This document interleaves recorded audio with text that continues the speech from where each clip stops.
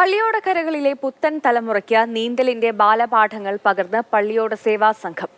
പമ്പയാറ്റിൽ ആറന്മുള സത്രക്കടവിൽ തുടരുന്ന പരിശീലനം ഇന്ന് അവസാനിക്കും.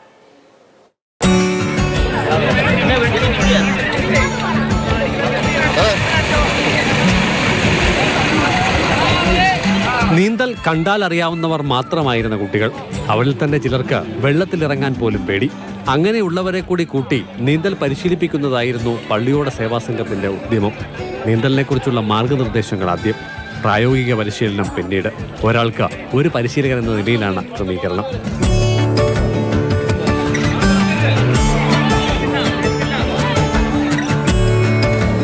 മൂന്ന് മേഖല തിരിച്ചുള്ള പള്ളിയോടങ്ങളിലെ 52 കരയിലെ കുട്ടികളും പൂർണ്ണമായി ഇവിടെ പങ്കെടുത്തു. ഞങ്ങൾ ഉദ്ദേശിച്ചതിനെ അപ്പുറമാണ് പരിപാടിയുടെ വിജയം.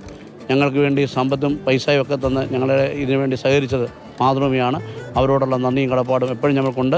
4 അടിയോളം വെള്ളമുണ്ട്.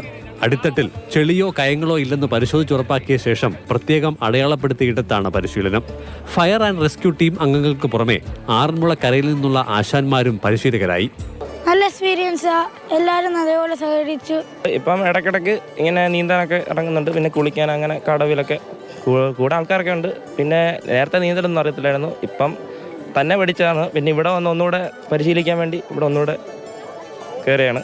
മാതൃഭൂമിയുമായി സഹകരിച്ചുള്ള പരിശീലനത്തിൽ 250-ലധികം കുട്ടികൾ പങ്കെടുക്കുന്നുണ്ട്. പള്ളിയോടങ്ങളിൽ കയറുന്നവരും തുഴച്ചിൽക്കാരും നീന്തൽ വശമാക്കിയിരിക്കണമെന്ന ചിന്തയിൽ നിന്നാണ് പരിശീലനം. മറ്റേതൊരു ദുരന്തത്തിനെക്കാട്ടിലും വളരെ വലിയ രീതിയിൽ അപകടം എണ്ണത്തിൻ്റെ രീതിയിൽ സംഭവിക്കുന്നൊരു കാര്യമാണ് സ്വിമ്മിങ്. അതുകൊണ്ട് ഈ സ്വിമ്മിങ് എല്ലാ കുട്ടികളും നിർബന്ധമായും പഠിച്ചിരിക്കണം എന്നുള്ളതാണ് ഫയർ സർവീസിൻ്റെ ഭാഗമായിട്ട് എനിക്ക് പറയാനുള്ളത്. പോലീസ്, ആരോഗ്യം, ഫയർഫോഴ്സ് എന്നീ വകുപ്പുകൾക്ക് പുറമെ സേവാഭാരതി പ്രവർത്തകരും പരിപാടികളുടെ ഭാഗമായി.